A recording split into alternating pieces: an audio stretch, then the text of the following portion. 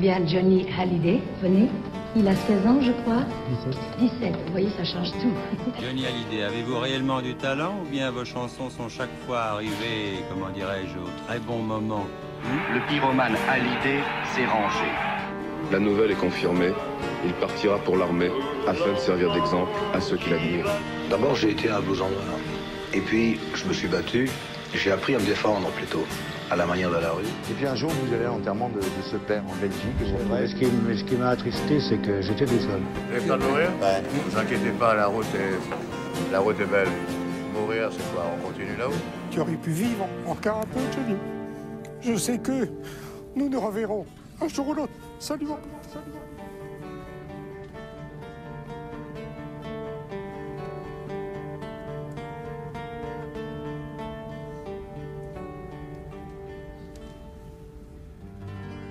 Eh bien bonjour chers auditeurs et bienvenue au podcast 51. 51, le podcast qui retrace les 51 albums de Johnny Hallyday. Et avec moi toujours, Jean-François Chenu. Bonjour Jean-François, ça va? Salut tout le monde. Jean-François, je rappelle que ton livre, Johnny Hallyday 60 ans de scène et de passion, est toujours... est en vente dans toutes les bonnes librairies. Exactement, chez Flammarion. Et là Jean-François, cette fois-ci, on va revenir, il n'y a pas si longtemps, il y a quelques années, avec un album surprenant, un album surprise. Un album surprise, et puis quelques années, oui, c'est le dernier album que Johnny a défendu sur scène. C'est l'album de l'amour, qui fait partie de la tournée Restez vivant, sa dernière tournée. Donc, mais avant ça, Jean-François, on avait fait une promesse, c'est de faire gagner ton livre. Absolument, oui, on avait posé une question, un jeu concours, sur l'épisode de Quelques Paranègres, je crois. Exactement, l'épisode 10. Pour faire gagner le livre. Alors la question était... quel est l'Américain qui travaille depuis l'album À la vie et à la mort sur à peu près tous les albums de Johnny, je t'ai formulé à peu près comme ça, oui. Et la réponse c'était Bob Clearmountain, qui officie sur la quasi-totalité des albums de Johnny depuis À la vie et à la mort. Exactement, et qui fait un travail remarquable. Grand donc nous allons en direct tirer donc le nom du gagnant. Oula. Alors attention, allez, lourde responsabilité. Innocente. Hop, c'est parti. Hop. Alors, le winner is... Alors, j'ai un petit peu de mal à lire. C'est mon écriture. Ouais, tu vas dire ça. C'est Idir Mazari.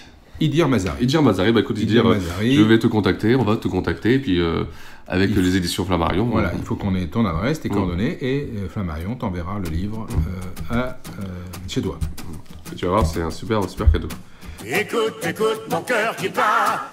Écoute comme il se bat. Écoute mon cœur qui bat.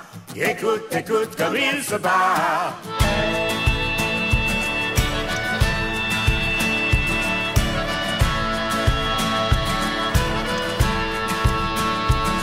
Écoute ma douleur, elle ne s'en va pas. Depuis des jours, des heures, elle reste plantée là.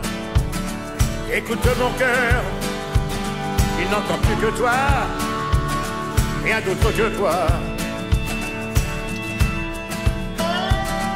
Regarde mon cœur, il n'en revient pas d'avoir perdu tout le bonheur qui était bien là. Regarde mon cœur, il était si froid, il ne savait pas.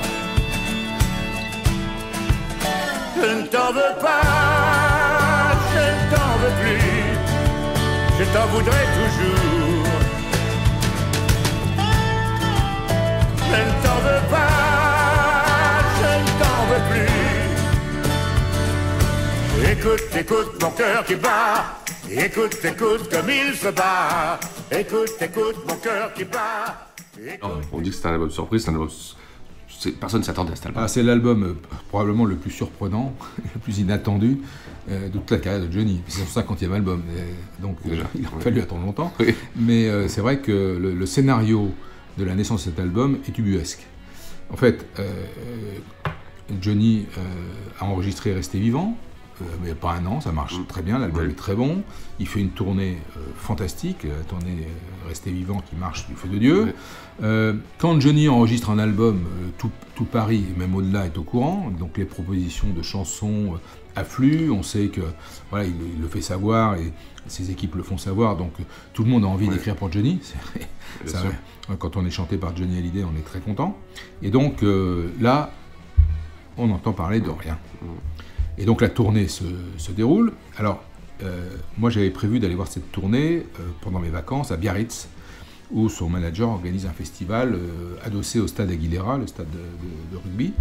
Et donc, un soir de juillet, autour du 14 juillet, je compte aller à Biarritz voir ce spectacle. Je suis très impatient de voir cette tournée parce que j'ai très envie de l'entendre chanter un titre totalement improbable qu'il a remis à son répertoire, qui est Tomber c'est facile, une petite pépite de l'album Country Folk Rock, qu'il n'a quasiment jamais chanté sur scène, à part au tout début du Johnny Circus. Et donc, comme c'est un album et un titre que j'adore, cette tournée, en particulier pour ce titre, j'ai envie de la voir.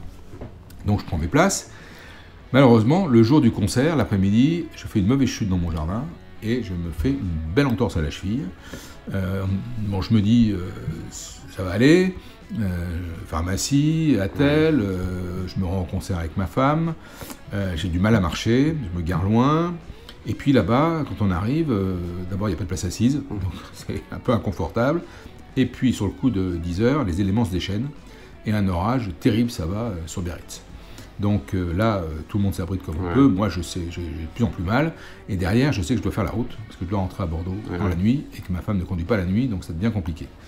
Et il est 11h du soir, je me dis la mort dans l'âme, pour reprendre une expression bien connue. Je m'en vais, je rentre, parce que je ne tiendrai pas le coup. Et donc je quitte Biarritz, un peu déconfit. Johnny est rentré sur scène peu de temps après, a fait son show, c'était super, tout le monde était content. Et moi, je rentre à Bordeaux. Et là, le verdict tombe, 3 semaines d'arrêt, immobilisation de la cheville. Et donc, heureusement, à cette époque-là, il y a le Tour de France. Ça m'a occupé mes après-midi. Mais je me dis, c'est pas possible, là, il faut que je prenne ma revanche. Et donc, il faut que je retourne voir cette tournée dès que je peux. Il se trouve que je monte souvent à Paris, que j'ai l'occasion de faire de la formation, et je m'aperçois qu'un de mes séjours à Paris correspond avec un concert qu'il va donner à Lille.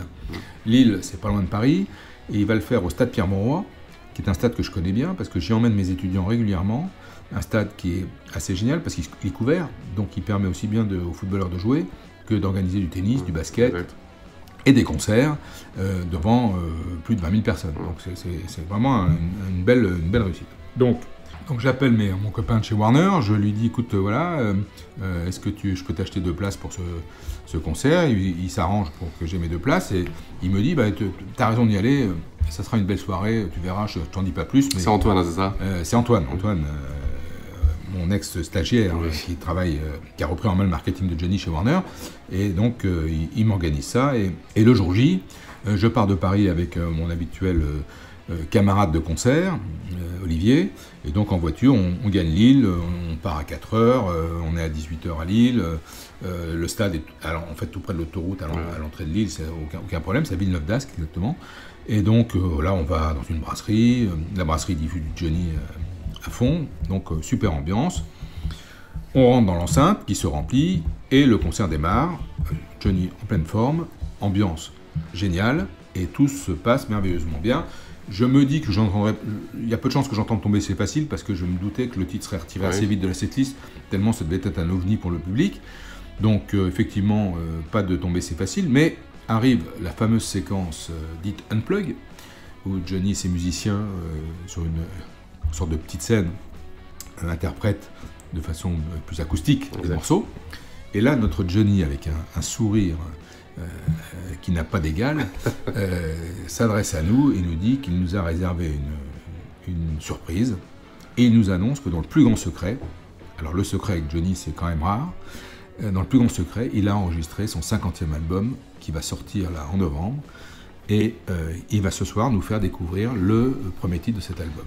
Alors là, le public évidemment est bouche bée, incroyable, heureux comme tout, le moment est énorme. Enfin, sur sa carrière, c'est jamais arrivé. Ça n'est jamais arrivé. Et puis en plus, donc le moment est incroyable, et en plus le titre est génial. Et donc il nous fait de l'amour, il interprète de l'amour, avec en plus diffusion sur grand écran du clip qui est très réussi, un clip en noir et blanc de Mathieu César. Oui, très bon clip. Et donc on a à la fois cette chanson, un rockabilly hyper entraînant. Yodelis, et d'ailleurs Maxime Nucci est monté sur scène avec lui.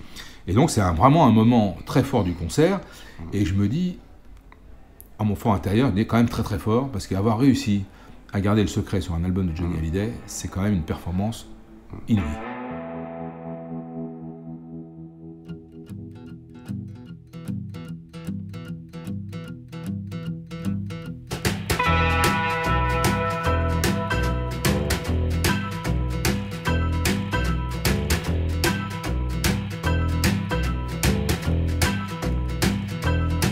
C'est pas facile de se faire un beau jour lâcher, de perdre prise, de se sentir tomber. On pensait que tout était bien fixé, mais voilà que le sol se met à trembler.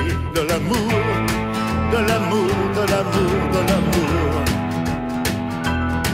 de l'amour, de l'amour, de l'amour, de l'amour. Je pensais qu'on était parti pour des années, comme le boulot que je venais de trouver. Mais l'abattoir ne veut plus embaucher. Il ne me reste plus qu'un seul projet. De l'amour, de l'amour, de l'amour, de l'amour. Ouais. De l'amour, de l'amour, de l'amour, de l'amour. J'en avais trop pour nous deux. J'en avais trop pour nous deux. Et je sombre pour nous deux.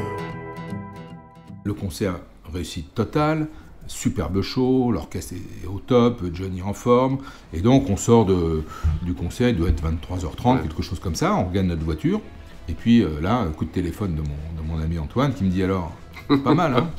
Et là je lui dis écoute c'est juste génial, je sais pas comment vous avez fait, mais j'imagine que Hallyday-Land est en ébullition. Il me dit oui, de partout, le message est passé, donc évidemment on a réussi notre coup. Et j'aurai l'occasion un peu plus tard de prendre un café avec Antoine qui m'a raconté comment cet album avait été enregistré. Donc en fait il était enregistré pendant l'été, les chansons étaient prêtes, il y a un petit groupe de musiciens, on en parlera tout à l'heure, mais surtout chacun a signé une charte de confidentialité. Et donc personne n'a donné la moindre information sur ce projet qui donc va sortir là peu de temps après le concert et qui sera le 50e album de Johnny. Rester vivant n'aura pas un an hein, quand il va sortir, mais la surprise, l'effet de surprise est total, et en plus un très bon titre pour tirer l'album, pour le lancer, De l'amour. Je ne connais pas le contenu du reste, mais De l'amour, franchement, c'est une réussite. Et je pense, malheureusement, si Johnny avait pu chanter encore un peu plus longtemps, que c'était un titre, probablement le titre de sa période Warner, qui serait resté dans son track listing, dans ses tours de chant, parce que voilà, ça fonctionne super bien. Elle est complètement, c'est un titre qui vraiment rentre dans la tête et ne le sort pas. Ah ben la mélodie est réussie, le rythme est excellent, et puis les paroles, enfin tout est bien, tout est bien dans cette chanson, et le clip qui le supporte est également réussi. On se croirait revenu au temps de West Side Story, clip en noir et blanc. Vraiment une belle réussite.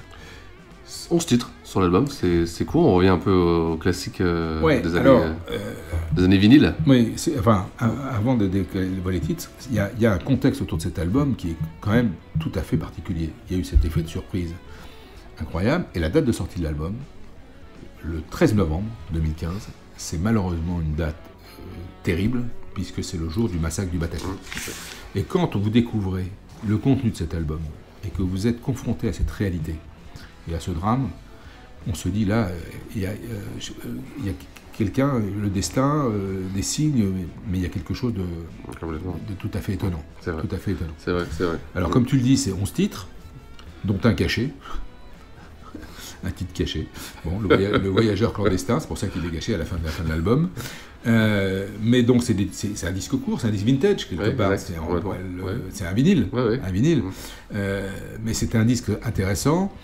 Tout a été composé par Maxime Nucci, à l'exception d'un titre composé par Johnny, Des raisons d'espérer, qui a une sonorité un peu country rock, le seul titre de l'album. Difficile de lui donner de le définir en dehors du rockabilly derrière l'amour, de lui donner un style, c'est Johnny, quoi. C'est du Johnny. C'est un Johnny mature, c'est un Johnny surtout qui aborde des thèmes qu'il n'a pas l'habitude d'aborder. Et c'est un album noir comme sa pochette. L'album est très noir, il parle de clandestinité, il parle de tueurs, il parle de tous les drames qu'on vit, de massacres et autres. Il y a peu de plages de respiration, une ou deux chansons d'amour, et un titre absolument très intéressant, vraiment réussi, que j'aime beaucoup, un hommage à un noir abattu dans les rues de Ferguson, Mike Brown, battu par un policier blanc alors qu'il n'a pas d'arme et qu'il est, je crois, innocent. Les images ont fait le tour du monde. Ouais. Voilà, les images ont fait le tour du monde. Donc c'est un album un peu dramatique qui donc sort en plus un jour dramatique. Donc c'est un album noir. C'est un album miraculeux quelque part, secret, et c'est aussi un album noir.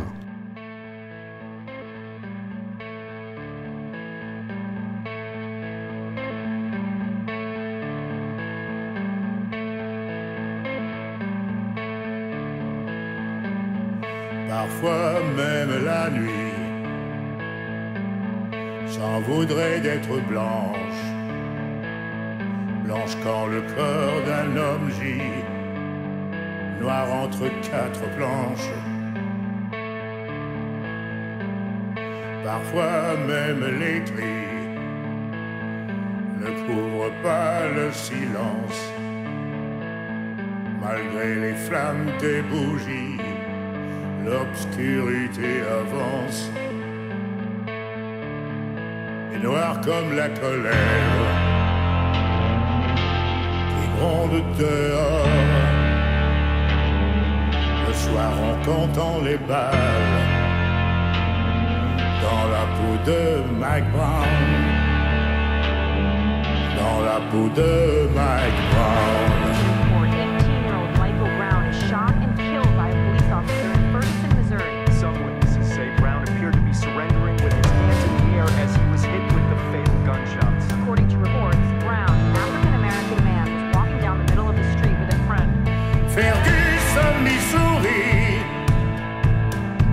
C'est comme l'histoire qui penche, le retour des temps maudits, les étranges fruits aux branches, noir comme la couleur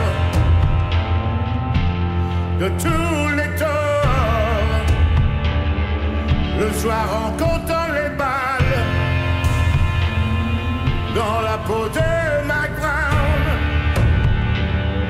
Dans la peau de Mike Brown. Allez, revenons au casting, parlons un peu des musiciens. Bien sûr, donc l'album a été enregistré l'été dans le plus grand secret à Los Angeles.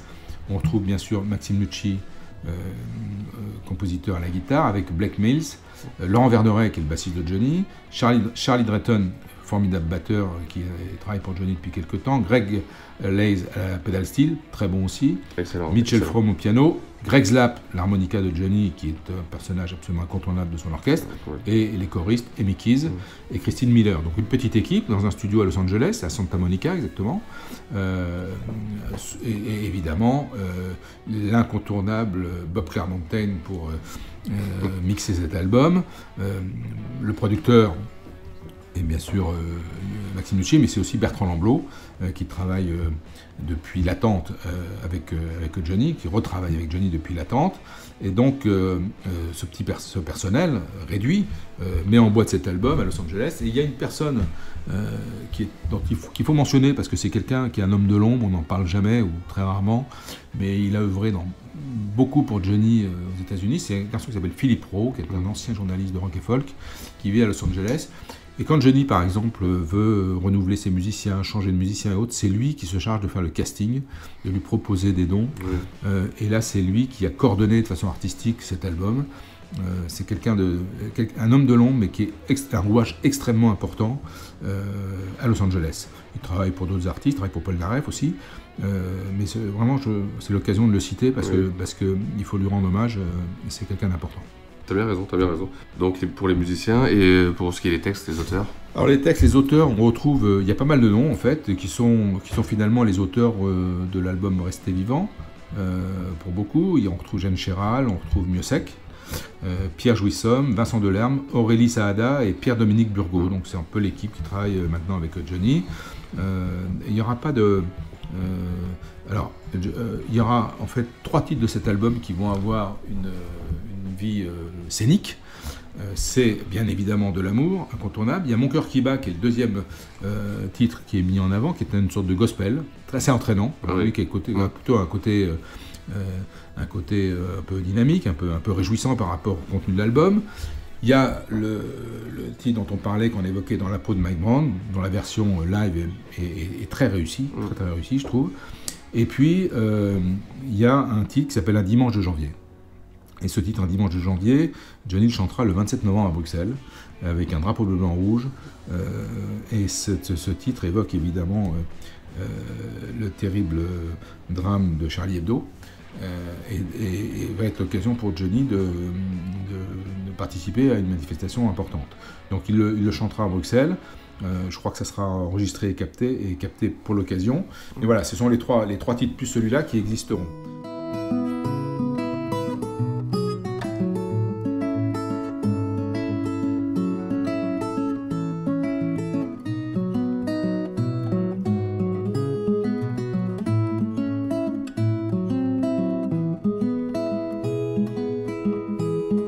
Des millions de regards et de larmes à peine essuyées, des millions de pas sur les boulevards, un dimanche de janvier. J'avais ta main petite dans la mienne recroquevillée. Nos cœurs battaient de plus en plus vite ce dimanche de janvier. Là, nous avions marché en silence au milieu de la foule immense, et le vent à notre place chantait sans fin sur la place.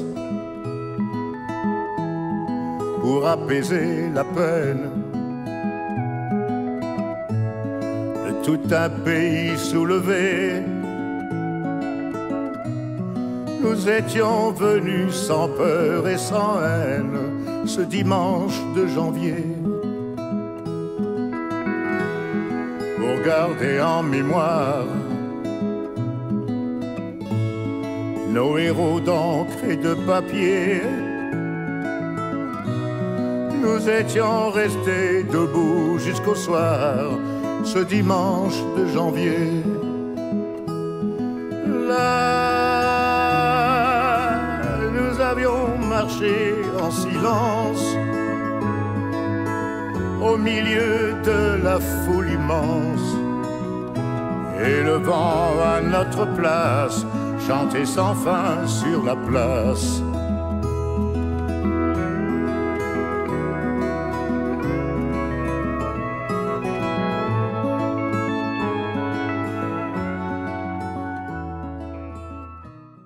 Alors il y a un titre intéressant aussi, c'est Une vie à l'envers. Une vie à l'envers, c'est finalement la vie de Johnny depuis le début. Et l'ellipse est assez réussi, je trouve. D'ailleurs, ce sera le dernier album qu'il défendra sur scène. Alors c'est le dernier album qu'il va défendre sur scène, effectivement. Et on peut dire que De l'amour est le dernier hit de la carrière de Johnny. En tout cas, c'est le dernier hit qui aura aussi une vie sur scène. Bien sûr. Comme j'ai dit tout à l'heure, je crois que c'est un titre qui aurait perduré dans le temps si Johnny avait continué à chanter. Ça devenait un de ses classiques. Et donc, outre le fait que... alors là, cet album, l'effet de surprise a été tel que ça a évidemment déclenché dans les médias énormément d'articles. Donc à la limite, la promo, elle se fait toute seule. Et en plus, il y a une opération très très maligne, organisée avec Le Parisien, qui nous permet de découvrir chaque jour, avant la sortie, un extrait de chaque chanson. Et donc, partenariat avec Le Parisien, on va sur le site du Parisien et on peut entendre des extraits de chaque chanson avant la sortie de l'album. Belle opération marketing. Il y a un travail depuis quelque temps qu'on doit beaucoup à Antoine chez Warner au niveau marketing pour Johnny qui est absolument exemplaire et qui utilise en fait toutes les nouvelles technologies, les nouvelles techniques, les réseaux sociaux, le numérique et tout pour promouvoir les albums. C'est l'année où il aura la victoire de la musique pour le meilleur album de chansons. C'est assez rare pour être... Alors, il a eu beaucoup de victoires de la musique, surtout pour des spectacles. Oui, exactement. Pour des spectacles. Exactement. Pour des albums aussi. L'album 100% de David a été aussi, je crois, victoire de la musique. Il y en a sûrement eu d'autres. La grande victoire de la musique qu'il a eue, c'est en 87, où il est artiste masculin de l'année. C'est au moment de l'après-Goldman Berger. Mais il a eu beaucoup de victoires de la musique, mais surtout pour ses spectacles et ses tournées. Et donc avec cet album, il est... Ah non, c'est pas cet album oui, c'est un meilleur album de chansons. D'accord, meilleur album de chansons. Il a eu aussi une année le titre de la chanson de l'année pour 20 ans, qui était de l'album Latente. On aura l'occasion d'en reparler plus tard, mais il a été servi par les circonstances cette année-là. Parlons un peu de Yodelis. Alors le compositeur de cet album, qui a vraiment là, été de A à Z, c'est Maxime Nucci, c'est Yodelis. Alors on en a parlé déjà dans l'album Restez vivant, parce qu'en fait, donc, la première collaboration entre Maxime Nucci et Johnny, c'est pour l'album de Mathieu Chédid. C'est pas une réussite. Et donc les deux hommes prennent leur revanche avec l'album Restez vivant, où là les titres composés par Maxime Nucci sont une vraie réussite, sont tous vraiment superbes. Et donc les deux hommes se lient vraiment d'amitié, de complicité. C'est une amitié, une complicité qui va durer jusqu'à la fin. Ouais, c'est vrai. Et donc Yodelis continue à travailler pour Johnny et donc lui propose en fait ses musiques. Et donc ils ont les musiques disponibles, c'est pour ça qu'ils font cet album. Hein. Ils n'ont pas besoin de faire appel à des auteurs-compositeurs, puisque lui-même a écrit et composé de quoi faire cet album. Et donc leur relation, il sera souvent sur scène avec Johnny pour chanter avec lui, ou de l'amour, ou le cœur qui bat. Et leur relation d'amitié ira bien au-delà, puisque je crois que Maxime Nucci passera des vacances dans la maison de Johnny et tout, donc ils sont très très proches. Et le jour, malheureusement, de l'hommage à la Madeleine, on voit toute l'émotion dans le visage de Maxime Nucci qui est présent dans l'église et qui joue de la guitare autour du cercueil de Johnny. Complètement.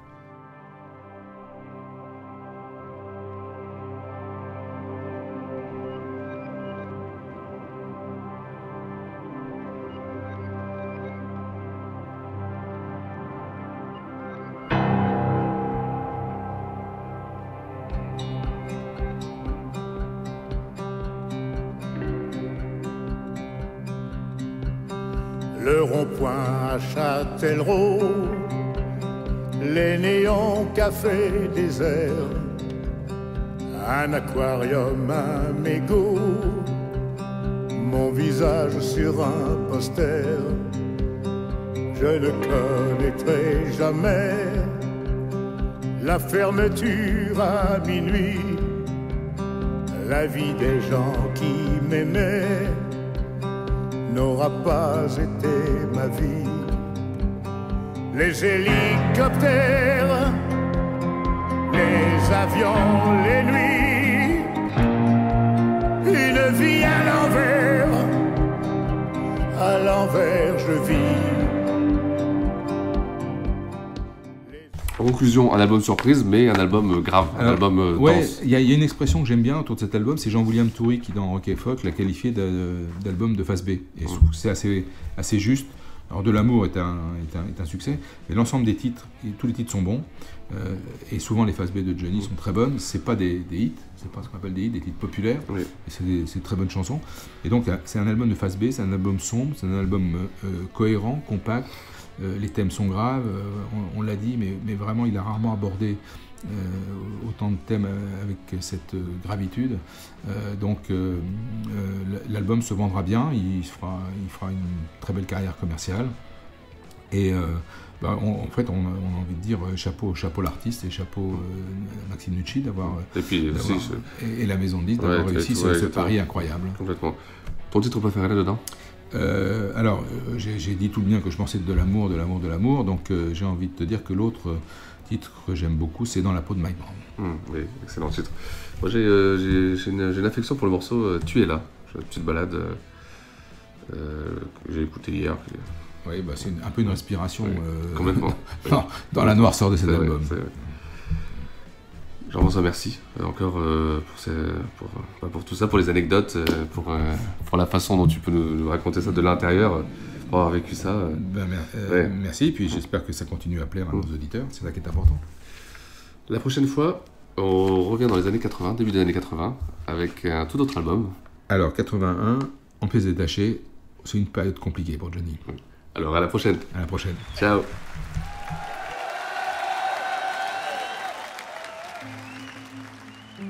Le 9 août 2014, Michael Brown est abattu par un policier blanc alors qu'il avait les mains en l'air. Cette chanson dénonce les actes racistes qui existent encore beaucoup trop aujourd'hui.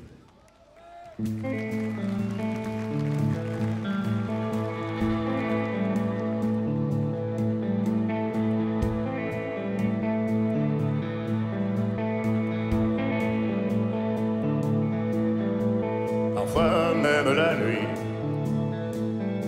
s'en voudrait d'être blanche.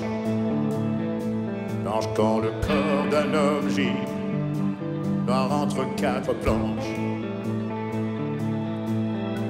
Parfois même les cris ne couvrent pas le silence. Malgré les flammes des bougies, l'obscurité avance. Et noir comme la colère qui gronde dehors. Le soir en comptant les balles dans la peau de Bagman.